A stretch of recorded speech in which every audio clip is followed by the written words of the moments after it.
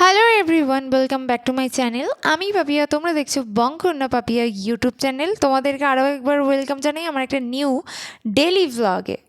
এই ড্রেসটা না ঠিক 1 বছর আগে আমাকে একজন গিফট করেছিল। আমি ইক্কত ভালোবাসি বলে ইক্কত প্রিন্টের এই ড্রেসটা গিফট করেছিল।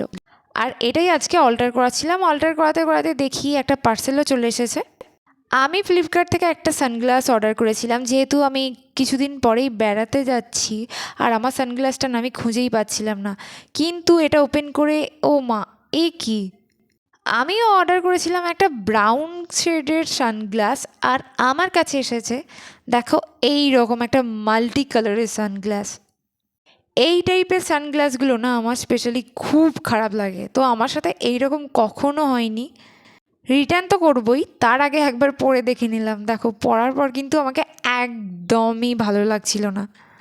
যাই হোক, খুবই বাজে একটা এক্সপিরিয়েন্স হলো। তারপর আমি এই বক্সটাকে নামিয়েছিলাম। আমি কোথাও বেড়াতে যাওয়ার আগে এই বক্সটাকে একবার করে নামাই, কারণ এর মধ্যে থাকে আমার সমস্ত মিনি প্রোডাক্ট। আর ঠিক কোথাও ট্রাভেলিংয়ের সময় সমস্ত বড় বড় প্রোডাক্টগুলো না ক্যারি করা যায় না, তাই আমি এখান থেকে কিছু ছোট ছোট প্রোডাক্টগুলোকে বেছে নিই যাতে আমার স্পেসটা একটু কম লাগে। আমি এখান থেকে বেশ কয়েকটা সানস্ক্রিন, ময়শ্চারাইজার, ফেস ওয়াশ এই সমস্ত কিছু নিলাম। তারপর লাঞ্চটা কমপ্লিট করে নিলাম। লাঞ্চে ছিল ভাত, একটা মিক্স ভেজ, ঢেঁড়সের তরকারি, একটা পাতুরি, আর সাথে ছিল এক বাটি রায়তা।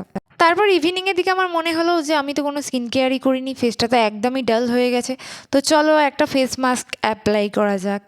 যখন না আমার হাতে সময় খুব কম থাকে বাট আমার ফেসটাকে একটু ব্রাইট দেখাতে হবে, তখন আমি এই ফেস মাস্কটা ইউজ করি।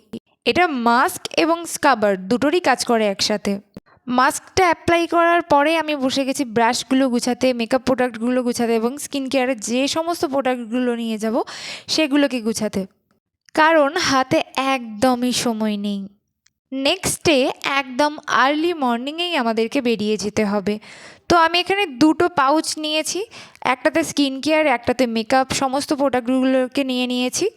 আমি না ট্রাভেল করার সময় এই সমস্ত ছোটো ছোটো পাউচগুলোকে ক্যারি করতে ভালোবাসি, যাতে ব্যাগের মধ্যে সমস্ত জিনিসপত্র ছড়িয়ে ছিটিয়ে না থাকে। স্পেশালি ট্রাভেলিংয়ের সময় ব্যাগ থেকে ছোটো ছোটো জিনিসপত্রগুলোকে খুঁজে বের করাটা খুব মুশকিল হয়ে পড়ে। এখানে আরও একটা পাউচ নিয়ে নিয়েছি, যার মধ্যে আমি নিয়েছি আমার কয়েকটা মেডিসিন। Backpack ready. এবার ফেসটাকে আমি ক্লিন করে নিচ্ছি। দেখো প্যাকটাকে অ্যাপ্লাই করেছিলাম, এবার সেটাকে স্কাবারের মতো স্কার্ভ করে রিমুভ করে নিচ্ছি।